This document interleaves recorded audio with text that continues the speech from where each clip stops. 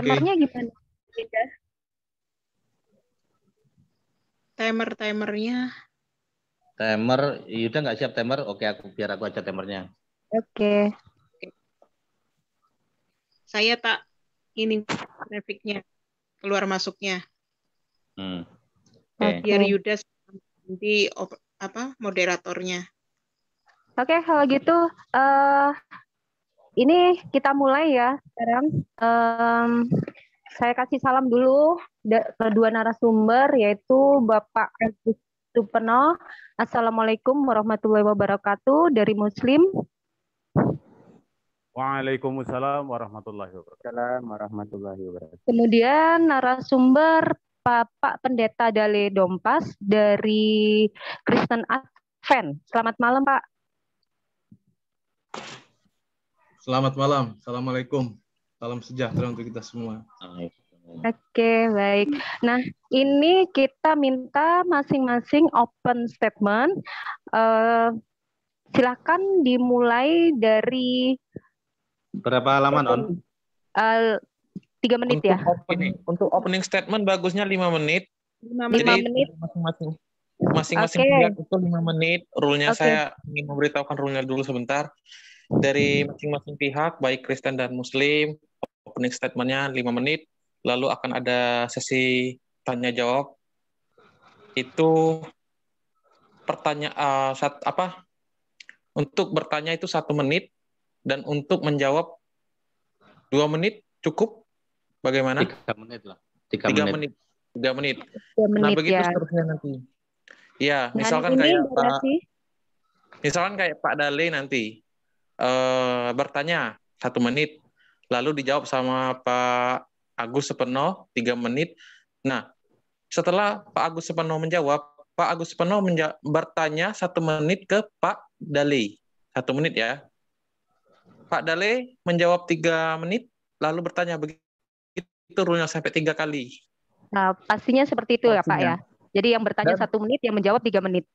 Dan itu berlaku sama antara Bapak Pendeta Dale Dompas sama Bapak Agus Supeno. Jadi terus saran saya. Pak Agusnya yang mana ya? Saya.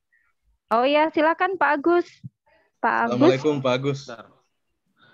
Saran saya kalau misalnya masih ada waktu, kan waktunya 2 jam.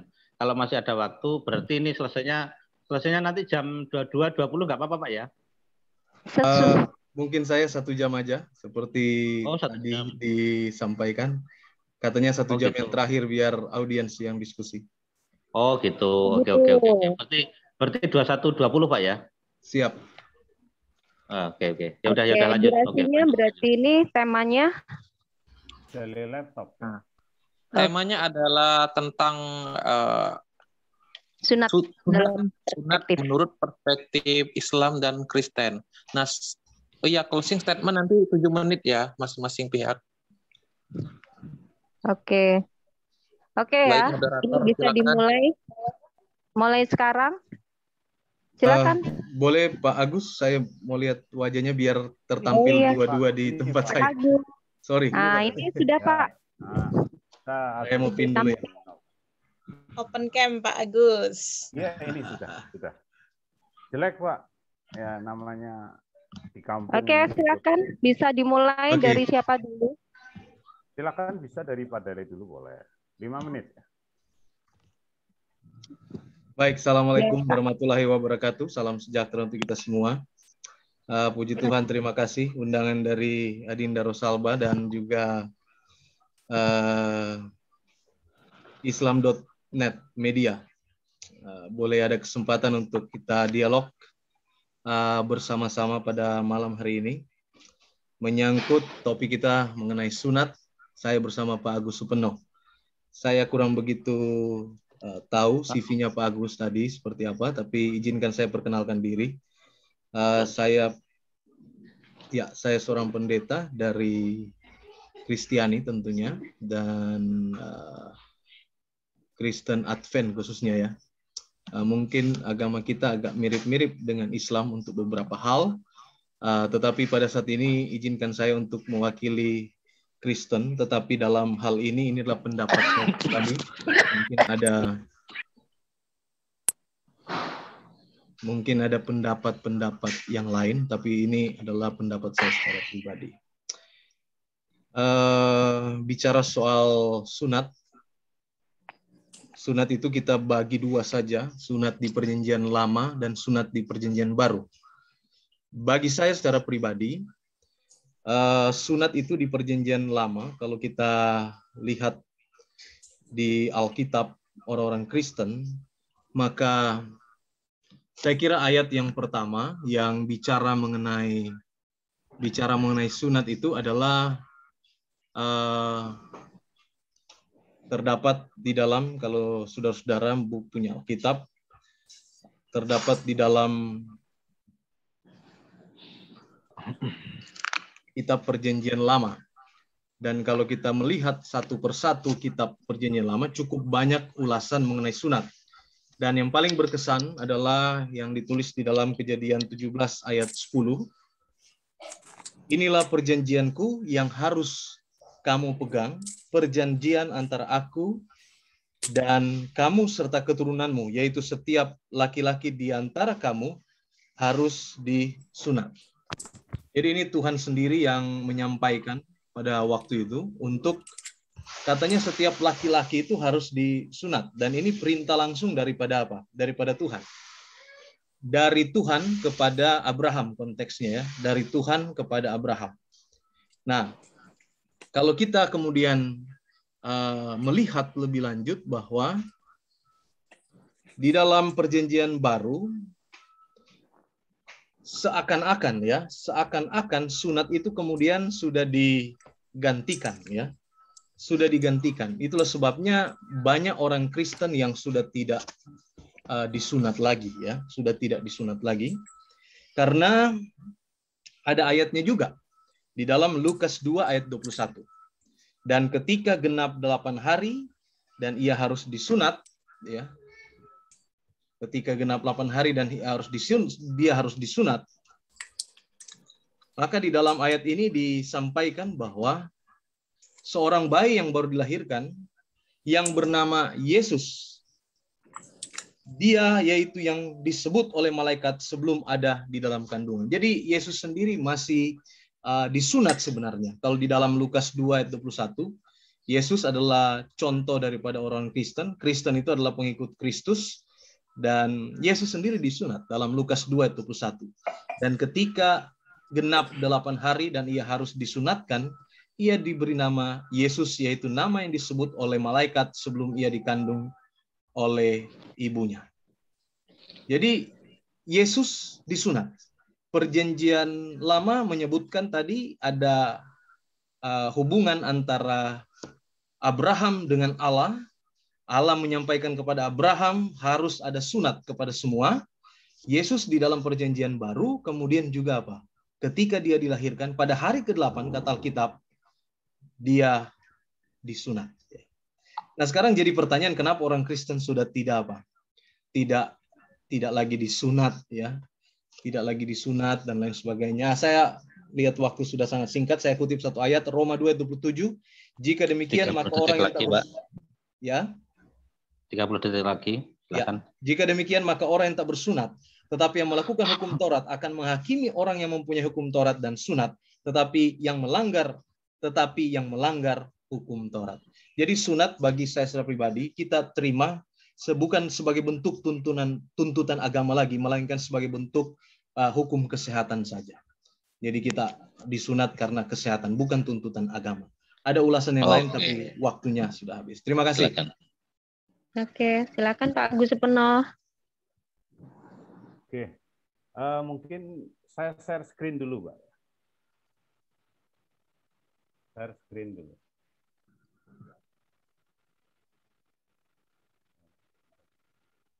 Silakan, Pak. Ya, ini dia. Ya.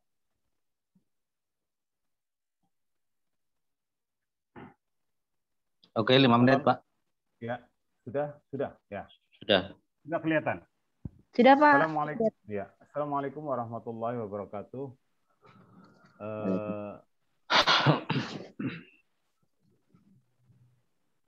terima kasih atas waktu yang diberikan. Karena 5 menit mungkin sambutan saya. Saya perkenalkan dulu Pak ya. Pak Dale, nama saya Agus Supeno. Ya, Suaranya agak kecil, Pak. Nama saya Agus Supeno. Hanya seorang aktivis kristolog saja. Pakar juga tidak. Akan tetapi kita biasa sudah artinya nyimak, berdiskusi, berdialog gitu dengan saudara-saudara kita yang Kristiani. Jadi ini mungkin itu untuk perkenalannya. Jadi ini untuk apa namanya? Karena waktunya pendek, saya tidak berpanjang lebar kalam. Sunat di dalam Islam itu sesuatu yang sudah masyhur atau populer, atau boleh dibilang Pak Dale pun tahulah umat Islam pasti bersunat, tetangga Pak Dale pasti bersunat gitu. Ya. Jadi kenapa bersunat? Jelas pasti ada dalil-dalilnya begitu ya. Ada perintahnya. Baik dalam Al-Qur'an secara implisit, kemudian di dalam hadis secara eksplisit gitu ya. Eksplisit. Akan tetapi ini yang sering menjadi sebuah pertanyaan itu adalah kok di dalam Al-Qur'an tidak ada sunat misalkan. Ini biasanya pertanyaan ini sering muncul dari saudara-saudara kita yang Kristen. Akan tetapi gini, saya tidak ingin menyajikan nanti, itu mungkin nanti, saya ingin menyajikan bahwa pada dasarnya ini saya ingin menyajikan dari sumber eksternal, Pak Dale ya. Sumber eksternal ini bahwa Profesor Dr. Thomas J. McMaster ini seorang dosen di University of Edinburgh. Ya. Itu menulis sebuah buku The Ecumenical Anti-Jewish Campaign of 602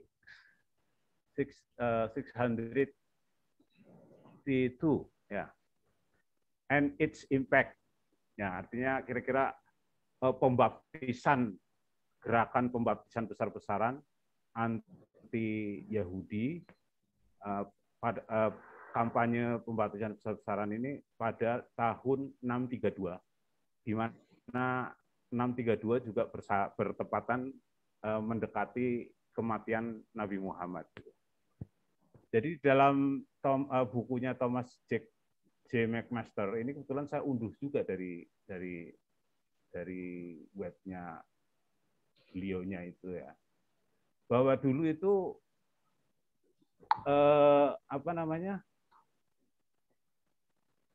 Heraklius itu bermimpi, ya, bahwa Heraklius itu bermimpi kerajaannya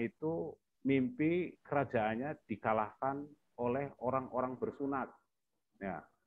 Nah, pemahaman Heraklius yang dimaksud orang-orang bersunat karena mereka itu lebih dekat negerinya itu dengan Yerusalem, dan masyarakatnya juga komunitas Yahudi, maka pemahaman Heraklius itu adalah yang dimaksud adalah orang-orang Yahudi.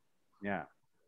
Nah, sehingga berbagai diskusi itu dengan para kerajaan bawahnya ya, seperti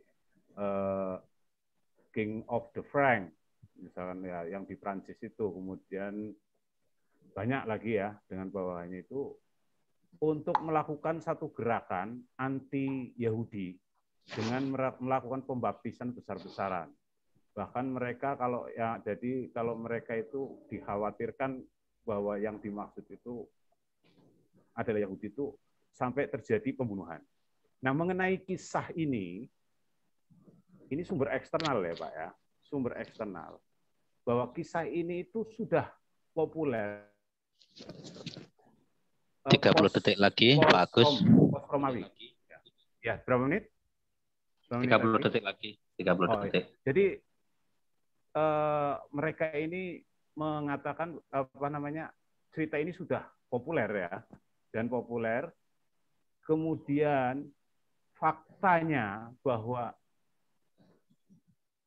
ternyata orang yang dimaksud di dalam orang yang bersunat itu adalah orang-orang Arab. Nah, orang-orang Arab itu sudah bersunat. Ini dari beberapa. Iya, waktunya habis. Ya, ini oke, saya tambahkan sedikit bahwa orang bersunat ternyata dari Arab. Jadi orang Arab itu sudah bersunat sebelum Nabi Muhammad datang. Itu aja. Terima kasih. Oke, terima kasih. Open statement-nya dari kedua narasumber sama-sama bagusnya. Oke, sekarang kita akan masuk ke tema yang seperti disampaikan tadi, yaitu sunat dalam perspektif menurut Kristen dan Islam ya. Oke, silakan dimulai oleh kedua narasumber. Yang mana dulu, Mbak? Silahkan, mau Bapak Pendeta Dale lebih dulu atau Bapak Agus lebih dulu, silakan. Oke, saya ya. Silakan. Oh iya, silakan Pak Dale. Oke. Terima kasih Pak Agus, Ustadz. Saya tadi mengharapkan ada sumber yang bersifat internal dari Quran, sehingga kita boleh tahu, tetapi rupanya cara eksegesis Bapak pakai sumber eksternal. Jadi pertanyaan saya mungkin tolong tunjukkan satu ayat dalam Al-Quran yang menyampaikan kepada umat Islam atau Muslim bahwa engkau harus bersunat. Adakah ayat tersebut di dalam Quran? Terima kasih. Oke. Jadi kita share lagi aja. Ya. Suaranya agak kecil, Pak. Mungkin mic-nya boleh dideketin. Oke. Jadi akan saya share screen lagi, Pak Dale ya. 3 menit, Pak Agus. Silakan. Oh, 3 menit. Bahwa gini, umat Islam itu diperintahkan di dalam Al-Quran untuk mengikuti milah Ibrahim. Nah, milah Ibrahim ini pada Al-Quran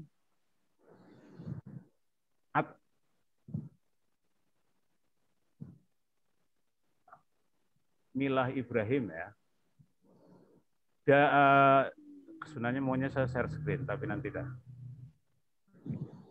Milah Ibrahim. Jadi kita diperintahkan untuk mengikuti milah Ibrahim. Milah Ibrahim atau jalan Ibrahim ya. Itu secara implisit dikatakan kita mengikuti milah Ibrahim. Nah, Ibrahim ini kan ajaran sunat ini kan dari Ibrahim, Pak. Seperti halnya gini, ketika ini saya buat sebuah analogi, misalkan seorang anak dikasih pesan sama orang tuanya, kamu nanti di sekolah patuhi gurumu, gitu. Cukup itu saja. Jadi apapun perintahnya guru, entah mungkin tolong sapu itu anak atau tolong catat ini anak, maka dilaksanakan. Jadi pada prinsipnya itu perintah di dalam Al-Quran itu sudah secara global gitu. Ya, secara global. Nah, ini sambil bisa ada 3 menit ya untuk share screen enggak? Nah, ini dia. Al-An'am 161.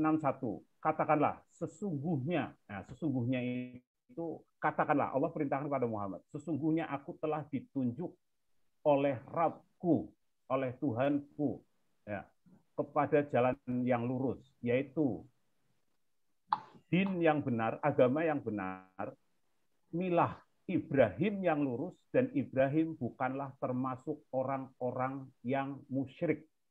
Nah, itu kira-kira begitu, Pak. Artinya itu bukan kira-kira lagi, itu kepastiannya bahwa kita kalau di dalam Al-Quran itu perintahnya itu sudah secara menyeluruh. Yang tadi saya buatkan sebuah analogi bahwa anak kalau pergi ke sekolah, kamu nanti di sekolah patuhi gurumu gitu. Nah, 30 detik lagi, Pak. Jadi itu penjelasan dari saya, Pak Dale ya. Oke, itu terima kasih, Pak. Ya, saya menanggapi boleh? Sebentar, silakan. Sebentar. Oh. Silakan 1 menit buat Pak ini Pak siapa? Pak Agus untuk bertanya. Silahkan Pak Agus. Oke. Ini saya tertarik sekali dengan pernyataan Pak Dalil tadi mengatakan bahwa ya sunat itu bagi kami itu hanya untuk kesehatan saja. Ya. Artinya begini, seandainya sunat apapun alasannya, nah ini kan saya mau kutip dari Galatia 5:2 Pak ya. Apapun alasannya. Artinya di surat di dalam Bible itu tidak Singkat Pak, menjelaskan. 30 detik lagi. Galatia 5:2, sesungguhnya aku Paulus berkata kepadamu, sesungguhnya aku Paulus berkata kepadamu, jikalau kamu menyunatkan dirimu, Kristus sama sekali tidak akan berguna bagimu. Artinya, nah ini kalau dalam perspektif saya, kalau orang yang sudah tidak bersunat, ya tidak usah sunat. Kecuali bagi orang yang sudah bersunat. Langsung ke pertanyaan Pak. Jadi bagaimana pandangan Pak Dalil dengan pernyataan dari Paulus pada Galatia 5:2 itu? Terima kasih. Baik Pak, saya terima kasih pertanyaannya. Ini Galatia 5:2 ini kita jawab dengan surat Paulus yang lain ya. Surat Paulus yang Ini lain. ada suara noise nafas ya. Siapa tolong di-mute para partisipan. Silakan Pak Dalil. Oke, 3 menit untuk Pak Dalil. Oke. Saya boleh share screen? Silakan. Pertanyaan Pak Agus. Ya. Silakan. Saya jawab dengan ayat dari Paulus juga di dalam Roma 2 ayat 29. Tetapi orang Yahudi sejati ialah dia yang tidak tampak keyahudiannya, dan sunat ialah sunat di dalam hati secara rohani, bukan secara hurufiah. Maka pujian baginya datang bukan dari manusia, melainkan dari Allah. Jadi apa yang Pak Agus sampaikan tadi itu betul ayatnya. Galatia 5 ayat 2, sesungguhnya aku Paulus berkata kepadamu, jikalau kamu menyunatkan dirimu, Kristus sama sekali tidak akan berguna bagimu. Paulus sementara berbicara dalam konteks hubungan sunat dengan Yahudi dan dengan Kristus ya. Orang-orang Yahudi seperti Paulus ini kan masih sangat berpegang erat terhadap sunat. Padahal itu kemudian disampaikan oleh ayatnya yang lain bahwa yang penting adalah sunat hati. Dalam hal ini pembersihan di dalam hati ya, secara rohani, dan itu ada kaitan dengan Yesus yang sudah datang ke dunia ini untuk menggenapkan semua hukum-hukum upacara. Dan termasuk di dalamnya adalah menyangkut masalah sunat dan lain-lainnya. Demikian Pak Agus. Masih ada waktu 1,5 menit, Pak. Saya cukup memanfaatkan. Oh gitu. Oke, kalau gitu lanjut ke pertanyaan, silakan Pak. 1 menit. Saya lanjut pertanyaan. Tadi saya belum dapat ayat di Quran yang menyebutkan umat Muslim harus disunat. Itu saya pengen tahu karena tadi kalau saya tidak salah dengar, saya tidak salah tangkap, Pak Agus hanya menyampaikan itu perintah mengikuti ajaran. Mungkin tolong di share screen. Terdapat di tulisan mana? Monggo, Pak Agus. Share screen aja ya. Kebetulan ini adanya di untuk share screen jangan dihitung waktunya, Pak ya. Kalau minta tolong.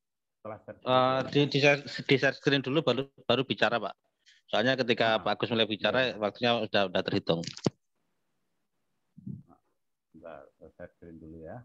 Karena ada permintaan. Oh, ini sebentar dulu. Ini. Lupa saya. Maklum lah. Ini share screen ya. Kebetulan saya lihat di Google-nya aja. Ini saja webnya. Ya, ini di sini. Ini kebetulan milah Ibrahim. Di sini dia, Pak. Ini ayatnya. Ini kan sudah ada ringkasan tentang milah Ibrahim. Al-An'am ini, Pak ya. Nah, Sudah? ya, sudah, Pak. Silakan. Sudah saya ini. Ya, ini ayatnya. Bahwa umat Islam itu jadi milahnya Muhammad itu sama dengan milahnya Ibrahim. Ya. Sesungguhnya aku telah ditunjuk oleh Rabbku kepada jalan yang lurus, yaitu agama yang benar, milah Ibrahim yang lurus, dan Ibrahim bukanlah termasuk orang-orang yang musyrik. Artinya, ajaran-ajaran apa yang sudah diajarkan oleh Ibrahim itu dilanjutkan oleh Nabi Muhammad. Akan tetapi ada syariah-syariah penambahan dengan syariahnya Muhammad. Itu. Kemudian begini, tadi kan makanya saya ambilkan sumber dari eksternal tadi, bahwasanya, kan begini Pak, ini analogi lagi. Seandainya kita ini jam makan, bukan jam makan, jam sesudah makan. Jam sesudah makan ketika orang ini sudah kumpul, sudah pada makan semua. Maka misal dalam sebuah pertemuan, maka panitia tidak akan mengumumkan, silakan Bapak, Ibu sekalian makan untuk makan siang, karena ini sudah lewat jam makan siang. Ya. Artinya, ketika orang-orang Arab itu berdasarkan kesaksian dari Heraklius sendiri dan dalam kisah Heraklius itu sendiri, di mana orang-orang Arab itu sudah bersunat. Suara noise apa? Ini siapa ya? Untuk apa perintah sunat itu? Nordin, mute, Nordin. Ya. Tolong di mute. Ya. Perintah sunat partisipan tolong di mute ya, supaya jelas narasumbernya menyampaikan. Perintah sunat akan istilahnya eksklusif di Al-Quran itu tidak. Karena sudah bersunat orang-orang Arab. Hanya saja penegasan-penegasan kembali saja oleh Rasulullah dalam beberapa hadis tentang bersunat. Ya, misalkan bahwa dikatakan bahwa sunat adalah fitrah manusia. Ya, dikatakan dalam hadis sunat adalah fitrah manusia. Ya, itu penambahannya. Jadi kalau Anda pasti sudah mencari yang letterlock yang tertulis bahwa hai misalkan ya ayyuhalladzina amanu, hai orang-orang beriman diwajibkan atasmu bersunat. Lah wong sudah sunat. Artinya 30 detik beberapa budaya Arab yang merupakan dari warisan dari nenek moyangnya, yaitu Ibrahim, itu sudah tidak perlu diperintahkan lagi. Ya, tidak perlu diperintahkan lagi. Cuma beberapa hadis tambahan misalkan tentang sunatnya perempuan. Rasulullah menegaskan, jangan dipotong banyak-banyak, jangan dihabiskan. Cukup disentuh saja gitu. Oke. Ya. Itu. Oke, itu saja. Lanjut ke pertanyaan Pak Agus. 1 menit. Ya. Untuk pertanyaan saya berikutnya, ini enggak battle ya. Nanti kalau ada waktu battle, Pak. Kalau ada waktu battle. Tadi sebenarnya saya mengatakan bahwa artinya ada sebuah ambiguitas. Artinya ada paham yang ambigu dari kekristenan sendiri mengatakan bahwa ya sunat dari sisi kesehatan bolehlah. Tapi kalau mendasarkan pada apa yang diucapkan oleh Paulus, sebenarnya itu tidak perlu sunat lagi gitu. Tidak perlu sunat. Nah, justru menurut saya itu tentang sunat itu adalah 30 detik lagi, Pak. Framingnya Paulus atau Paulus ini memberikan sesuai dengan pengakuannya bahwa aku adalah rasul bagi orang bersunat. Nah, sebagaimana Petrus, Singkat Pak, langsung ke rasul pertanyaan. bagi orang tidak bersunat, orang bersunat. Akan tetapi begini, bagaimana Petrus ini kan orang yang kepercayaan Yesus. Kenapa Kristen tidak mengikuti Petrus saja sebagai rasul bagi orang bersunat? Itu aja.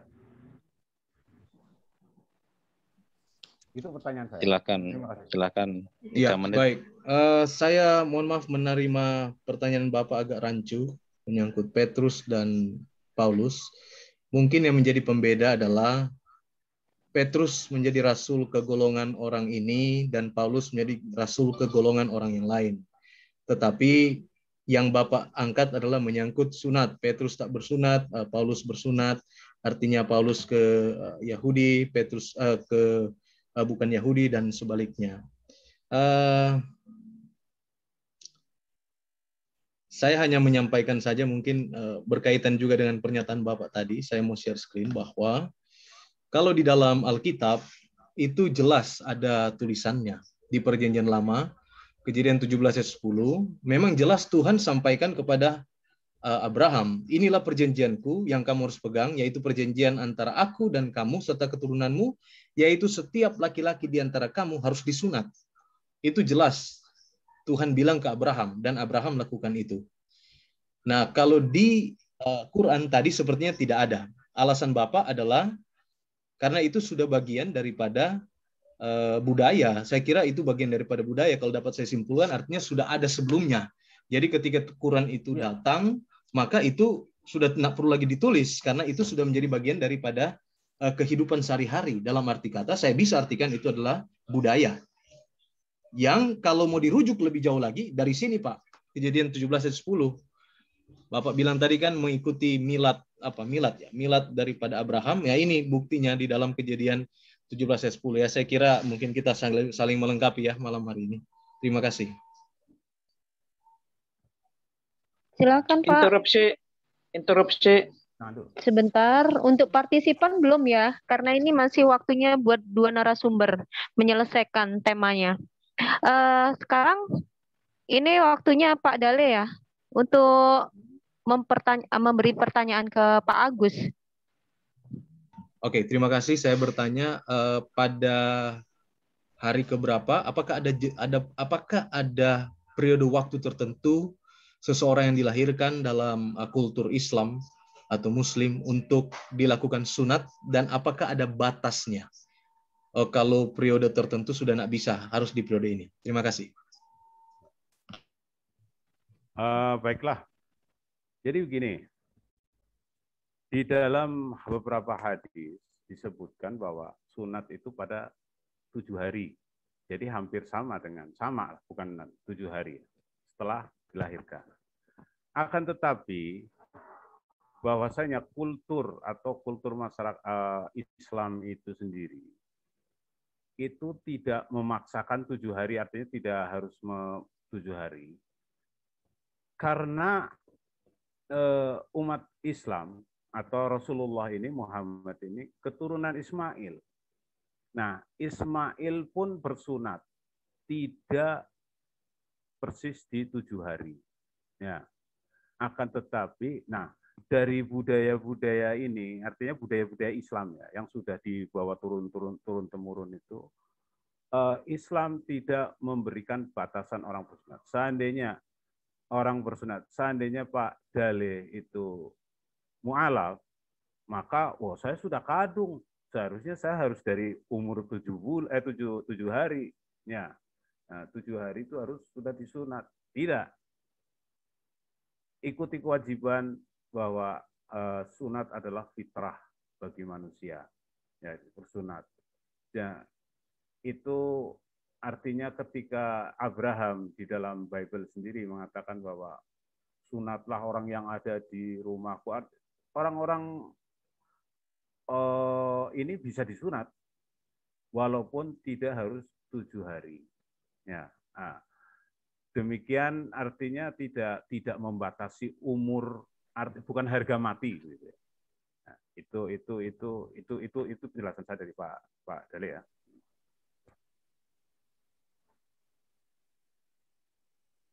Terima kasih. Halo. Oke, sudah Pak Agus? Sudah cukup itu aja. Sudah cukup. Bapak Agus bisa memberikan pertanyaan lagi? Nah, ini. Pertanyaan saya kepada Pak Dale ini, begini Pak Dale, dikatakan di Bible bahwa sunat itu adalah perjanjian kekal selama-lamanya. Ya. Ada ayatnya, tapi saya tidak hafal. Tapi kalau runutannya tadi di Kejadian berapa itu? Ada itu. Kekal selama-lamanya. Nah, bagaimana menurut pemahaman Pak? Nah, pemahaman Pak Dale. Kalau dalam pemahaman saya, kekal selama-lamanya itu ya sampai nanti hari kiamat. Itu perjanjian itu. Akan tetapi saya ingin tanya pemahaman dari Pak Dale sendiri tentang Pak Pendeta Dale itu tentang kekal selama-lamanya itu dipahami oleh Kristen itu seperti apa?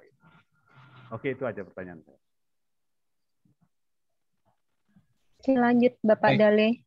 Terima kasih Pak Agus atas pertanyaannya. Saya memilih tidak menanggapi karena Bapak tidak menyebutkan itu di ayat mana dan di mana tepatnya. Tetapi mungkin izinkan saya menanggapi saja menyangkut kekal selama-lamanya. Di Kejadian apa ya? Di Kejadian berapa Pak Dale? Ya, saya menanggapi saja yang kekal selama-lamanya karena saya tidak mau berdiskusi hanya katanya. Lebih baik mungkin tunjukkan lalu kita bahas. Saya memilih saja begini untuk menanggapi arti kekal selama-lamanya. Kekekalan itu milik Tuhan dan hanya Tuhan yang bisa kemudian menentukan batas daripada kekekalan itu. Jadi ketika Tuhan berkata selesai, oke, selesai. Kalau Tuhan belum berkata apa-apa, berarti itu masih terus berlanjut entah sampai kapan. Itu adalah urusan daripada Tuhan dan Tuhan yang akan menentukan batas akhir daripada kekekalan itu. Ataupun kalau kekekalan itu sifatnya akan berhenti, Tuhan yang akan menyampaikan. Terima kasih. Oke, simple. Jawabannya Bapak Dale. Untuk pemegang timer, maaf sebentar, saya potong. Pemegang timer ini waktunya berakhir di pukul berapa?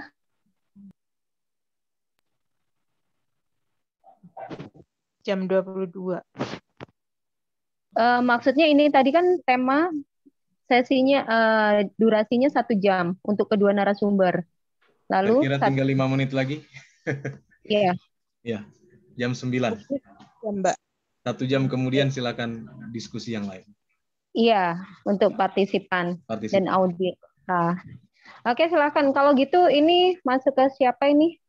Ke Bapak Agus atau Bapak Dale? Saya closing statement aja. Oke. Terima kasih rekan-rekan Islam.net, Ananda, Adinda yang sudah memfasilitasi dan mengundang saya untuk dialog. Terima kasih saya nambah teman-teman dari sini. Dan terima kasih Pak Agus Supeno yang sudah menjadi dialog kita. Kita sudah berdialog malam ini, ada banyak pelajaran yang saya dapat dan saya lihat kita bisa saling melengkapi. Kesimpulan saya adalah di dalam Kristen, sunat itu menjadi tidak wajib. Di perjanjian lama, iya, harus disunat. Yesus sendiri disunat, iya, Yesus disunat. Tetapi dengan kedatangan Yesus kemudian dia mati di kayu salib itu menggenapi berbagai-bagai hal dan kemudian sunat itu menjadi sesuatu yang tidak wajib. Tapi faktanya saat ini banyak orang Kristen yang bersunat. Nah, kalau ditanya sama mereka kenapa bersunat, yaitu biasanya karena sudah berpikir menyangkut kesehatan, kebersihan, dan lain sebagainya. Jadi tidak lagi diterima, tidak diwajibkan, tidak dalam bentuk satu perintah agama, melainkan kalau saya bisa simpulkan, dari sisi saya sendiri pribadi, itu merupakan suatu pertimbangan pribadi dari setiap orang Kristen yang pertimbangannya itu berangkat daripada masalah kesehatan kebersihan. Bisa juga mungkin diambil daripada Alkitab karena memang Alkitab menyuruh di perjanjian lama dan Yesus pun sendiri disunat. Jadi singkatnya adalah sunat bukan hal yang wajib,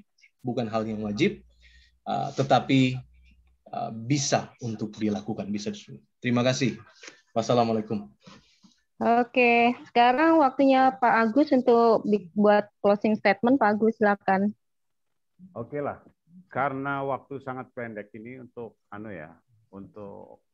karena ayat-ayatnya memang waktu pendek. Ini saya terima kasih sekali pada Pak Dale yang mau ini mungkin karena ada tadi pertanyaan kekal selamanya, kekal ya. Kepadamu, kepada turunanmu kuberikan negeri. Aku akan membuat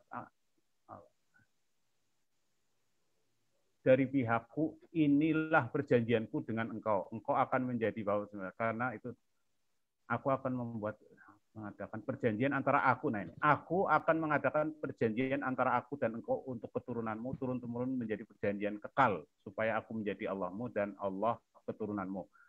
Kepadamu dan kepada keturunanmu akan kuberikan negeri ini, kudiami. Jadi ya dan nantilah di dialog aja ya, di dialog terbuka. Jadi intinya bahwa umat Islam itu sudah merupakan sunatnya umat Islam itu merupakan budaya awalnya ya, budaya dari turun-temurun sebagai keturunan Abraham, sehingga tidak perlu lagi ada perintah sunat gitu. Nah, itu sudah saya jelaskan. Dan saya melihatnya Pak, kemudian itu ajalah untuk closing statement saya ya. Terima kasih sekali atas waktunya Pak Dale. Salam. Oke, jadi dari tema tadi yang dibawakan oleh kedua narasumber, di closing statement dari Bapak Pendeta Dale, kesimpulannya bahwa sunat itu menurut perspektif Kristen Advent itu tidak wajib. Dan kesimpulan dari closing statement-nya Muslim, yaitu Bapak Agus Supeno, mengatakan secara perspektif Islam, sunat itu sudah budaya turun-temurun. Jadi tidak perlu dijelaskan lagi atau diperintah langsung ini harus sunat, karena secara perspektif Islam tadi dari Bapak Agus, yaitu sunat ini sudah budaya turun-temurun. Nah, sekarang kita masuk ke sesi buat para partisipan yang mau menanggapi dari kedua narasumber dari tema yang tadi, yaitu sunat secara perspektif menurut Kristen dan Kristen Advent dan Muslim. Silakan dari teman-teman Muslim. Host, boleh saya interupsi sebentar, boleh? Saya ingin menanggapi. Maaf, sebentar. Saya beritahu rule-nya, hand raise. Host, bisa saya interupsi sebentar? Dengan siapa ini? Saya Pak Del, ya. Oh, Pak Del, silakan Pak Del. Jadi begini, saya berbicara atas nama saya pribadi, tidak mewakili denominasi Kristen, apalagi Kristen Advent. Tapi saya adalah pendeta Advent. Tapi yang saya bicarakan di sepanjang sesi ini adalah atas nama saya sendiri. Oh gitu. Ya, tidak mewakili denominasi ya. Oke. Atas nama saya sendiri, dan saat ini saya memang adalah seorang pendeta dari Kristen Advent, tetapi tidak mewakili denominasi Kristen Advent, karena ada berbagai-bagai pandangan tentunya ya, dan tidak sempurna juga diskusi kita malam hari ini dengan waktu yang terbatas. Saya kira itu saja. Terima kasih semuanya. Terima kasih atas waktunya Pak Agus. Assalamualaikum warahmatullahi wabarakatuh. Salam sejahtera. Iya. Bentar Pak. Ini. Halo. Ya, ini ada beberapa partisipan ya untuk kedua narasumber yang ingin menanggapi tema tadi, yaitu ada yang hand raise. Yang pertama ini aku lihat ini siapa ini? Si Yuda ya. Yang pertama hand raise. Halo.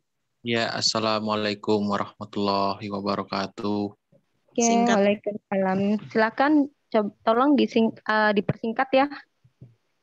Saya ingin menanggapi tentang Pak Dale yang bertanya tentang sunat atau khitan ya.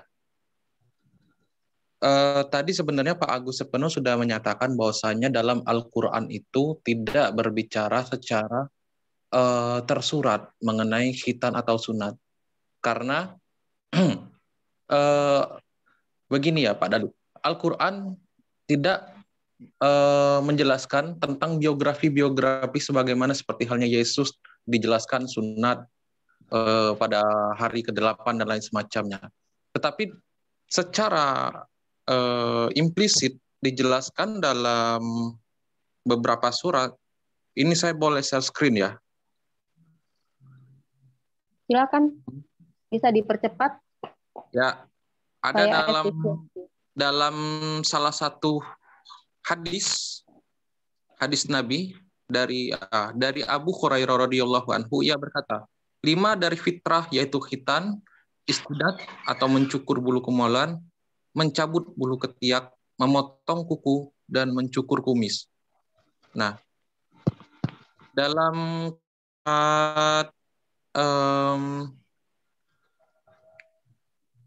dalam Quran surat ini, surat Yusuf atau surat Al-Imran ya, itu disebutkan bahwasanya ikutilah mila Ibrahim, sesungguhnya dia bukan seorang yang musyrik dan dia seorang yang hanif.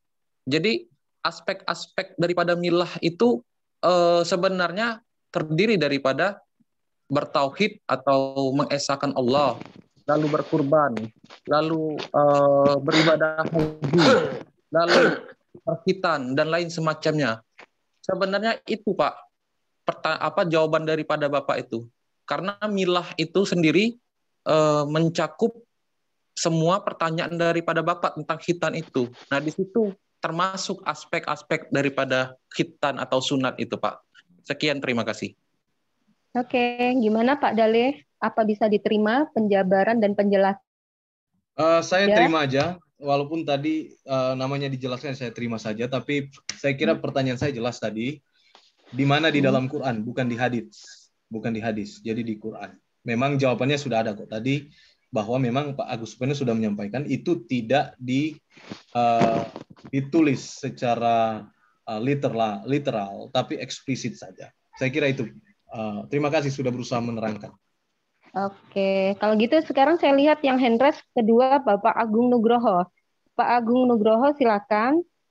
Ya, bisa terima kasih. Dipersingkat. Oke, terima kasih. Selamat malam semuanya. Ya, malam. Saya sudah mengikuti, menyimak apa yang disampaikan Pak Agus Supeno maupun Pak Pendeta ya. Jadi dua-duanya tidak salah. Tidak salah karena menurut perspektif apa yang diimani kan, baik dari pandangan Alkitab, kitab suci orang Kristen maupun Al-Quran. Jadi kalau saya sendiri ya sebagai orang Kristen, itu dulu ketika keluarga saya kan keluarga Kristen nih, kalau disunat itu istilahnya kan mengislamkan, ya mengislamkan, walaupun sebetulnya orang disebut Islam mungkin setelah mengucapkan kalimat syahadat gitu ya. Tapi sebentar Pak Agung. Pak Agung mau menanggapi siapa ini? Narasumber dari dua-duanya. Dua-duanya tadi saya katakan tidak ada yang salah. Kalau Pak Agus Supeno kan Pak Agus Supeno sudah mengatakan bahwa sunat itu merupakan budaya atau tradisi. Sementara Pak Dale tadi mengatakan bahwa sunat bagi orang Kristen itu tidak wajib hukumnya karena dari faktor kesehatannya. Seperti saya dulu juga gitu, pada saat masih bayi juga disunat itu karena masalah kesehatan. Tapi orang tua saya bilang itu bukan berarti mengislamkan begitu. Jadi hanya itu saja. Mudah-mudahan percakapan malam hari ini tidak kayak kemarin. Jadi kayak debat kusir ya, karena ini kan istilahnya dialog ya. Dialog itu saling mempersaksikan apa yang dipahami masing-masing. Begitu menurut saya. Terima kasih. Cukup, terima kasih. Sekarang dengan Mbak Dita ya. Silakan Mbak Dita. Mbak Dita hand raise. Silakan speak up. Iya. Iya, silakan Mbak Dita.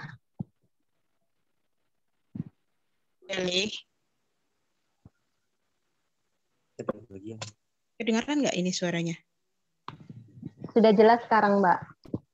Ya, tadi kan Pak Dale mengatakan bahwa sunat itu adalah sekedar apa tadi? Bukan lagi sebuah kewajiban, tetapi lebih kepada faktor kesehatan gitu ya. Tapi kalau kita kembali kepada ajaran Yesus Matius pasal 5 ayat 17 sampai 20. Mbak Dita, kenapa di-mute? Kalau gitu kita lewati ya supaya efisiensi waktu. Ini dengan M. Robi S. Witanto yang hand raise. Silakan. Siap. Silakan Mas Robi. Iya, terima kasih. Untuk Pak Pendeta Dale, Pak, saya mau tanya, menurut pandangan Bapak, apabila Bapak mengetahui orang Kristen dia tidak, apabila Bapak mengetahui orang Kristen disunat, dalam arti ketika dia baru lahir dia pasti ikut pasti mengikuti dari agamanya, dari orang tuanya karena orang tuanya Kristen, terus habis itu orang tua itu melahirkan anak Kristen, dan setelah 7 hari atau mungkin setelah dilahirkan terus disunat, itu menurut Pak Dale itu, tanggapan Pak Dale itu seperti apa? Cukup sekian. Terima kasih, Pak. Terima kasih Pak Robi pertanyaannya. Ya nggak apa-apa Pak Robi, silakan aja. Menurut saya biasa aja, silakan aja. Kalau mau disunat, ya disunat nggak apa-apa, nggak disunat nggak apa-apa, nggak masalah. Saya kira itu saja. Terima kasih rekan-rekan semua. Saya kira udah cukup diskusi kita malam hari ini. Bapak Pendeta Dale, ini ada satu Mbak Dita tadi kan hilang karena sinyal ya. Minta tolong Pak. Ini Mbak Dita diberikan waktunya. Terakhir, silakan Mbak Dita. Iya, Assalamualaikum, salam sejahtera Pak Dale. Ini maaf ya, saya tiba-tiba sinyalnya hilang. Begini Pak, tadi kan Bapak mengatakan bahwa sunat itu hanya sekedar kesehatan gitu ya, intinya gitu. Padahal kalau kita merujuk pada ajaran Yesus dalam Matius pasal 5 ayat 12 sampai ayat 20, Yesus mengatakan bahwa beliau tidak datang untuk meniadakan satu iota pun dari hukum Taurat. Dalam ayat 20-nya Yesus mengatakan bahwa jika hidup keagamaanmu tidak lebih baik dari ahli Taurat dan orang Farisi, maka tidak berhak atas surga. Kalian tidak berhak atas surga. Intinya seperti itu ya. Jadi jika hidup keagamaan ini kaitannya dengan sunat juga seperti itu kan Pak. Maksud saya jika Yesus saja taat terhadap hukum Taurat, maka kenapa orang yang mengaku pengikutnya Yesus malah tidak mau mentaati hukum Taurat tersebut? Sedangkan Yesus dalam Matius pasal 5, 17-20 mengatakan tidak akan meniadakan satu iota pun dari hukum Taurat. Dalam artian hukum Taurat ini bukan sekedar yang ada di dalam the Ten Commandments, tetapi hukum-hukum yang ada di dalam Taurat. Nah, sunat ini juga hukum yang tercantum di dalam kitab Musa, yaitu kitab Taurat, kitab Kejadian gitu kan ya. Kenapa orang yang mengaku pengikut Yesus malah justru tidak mau taat terhadap Taurat? Nah, jelas sekali bahwa dalam ayat Kejadian pasal 17 ayat ke-14 itu orang-orang yang tidak disunat, yakni laki-laki yang tidak dikerat kulit hatanya, maka orang itu harus dilenyapkan dari antara orang-orang sebangsanya, sebab ia telah mengingkari perjanjianku. Begitu Pak. Kemudian dalam Kisah Para Rasul pasal 15 ayat 5, tetapi beberapa orang dari golongan Farisi yang telah datang dan berkat dan percaya, orang-orang bukan Yahudi harus disunat dan diwajibkan untuk menuruti hukum Musa. Begitupun pada Yohanes pasal 7 ayat 22. Yesus mengingatkan kepada umatnya bahwa kalian harus mengikuti hukum Musa, hukum yang harus menepati hukum yang ditetapkan oleh Musa, yaitu kamu harus bersunat. Itu ada pada Yohanes pasal 7 ayat 22. Jadi ketika Bapak mengatakan bahwa Kristen tidak bersunat karena itu hanya faktor kesehatan, itu sebenarnya tidak tepat, karena menurut Yesus dalam Yohanes pasal 7 ayat 22 atau Matius pasal 5 ayat 17-20, itu jelas sekali tidak akan ditiadakan satu iota pun atau tidak akan ditiadakan hukum-hukum yang ada di dalam Taurat gitu. Dan ini bukan hanya untuk Bani Israel, bukan hanya sekedar tradisi atau budaya saja, tapi kalau kita sudah merujuk kepada referensi Bible, maka itu adalah sebuah kewajiban, begitu Pak. Kemudian pada tadi Bapak mempertanyakan ayat-ayat yang saya sudah dapat poinnya. Tadi kan mempertanyakan tentang ayat-ayat Al-Quran yang secara eksplisit menjelaskan bagaimana kita harus mentaati hukum-hukum tersebut, yaitu ada pada Quran surat An-Nisa ayat 125, kemudian surat Al-Baqarah ayat 132, dan Quran surat Al-Hajj ayat 78. Di situ jelas sekali tersirat perintah untuk taat, untuk mengikuti milahnya Ibrahim, untuk mengikuti tata cara hidupnya Ibrahim, dan lain sebagainya. Dan itu bentuk ketaatan, dan ini ketaatan terhadap perjanjian turun-temurun gitu.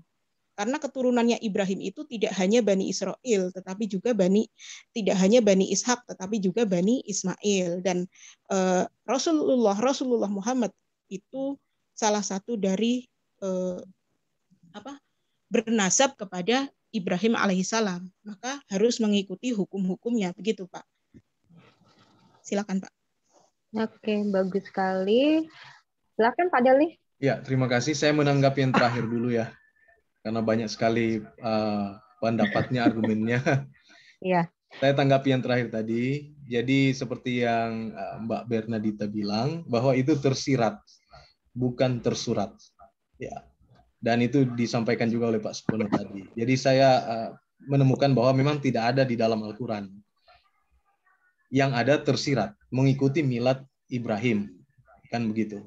Yang tersurat, milah Ibrahim. Ya, yang tersurat tidak ada, tersurat ada. Kemudian yang kedua, menyangkut ayat-ayat yang dikutip tadi, saya kira ini jauh asap dari apinya.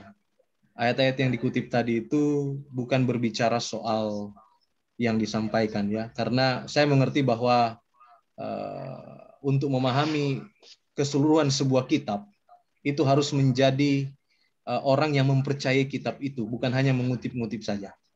Namun saya bisa terangkan mungkin secara singkat seperti ini. Hukum Taurat itu ada beberapa. Ada hukum upacara, dan itu disebut hukum Musa. Nah, kedatangan Yesus ke dunia ini menyelamatkan manusia, mati di salib, itu juga menggenapi beberapa hukum Taurat ini. Apa saja diantaranya, yaitu tadi hukum upacara dan lain sebagainya itu digenapi. Jadi kurang lebih mungkin seperti itu ya. Satu iota atau satu titik pun tidak akan dilenyapkan, ya itu betul, ayatnya betul, tapi bukan ini maksudnya. Ada, jadi hukum Taurat itu ada beberapa bagian. Ketika Yesus mati di kayu salib, dia menggenapi itu semua. Ada yang lain yang tidak digenapi, ya ada. Tidak termasuk di dalam hukum itu. Saya kira mungkin ini saja. Terima kasih atas kesempatannya.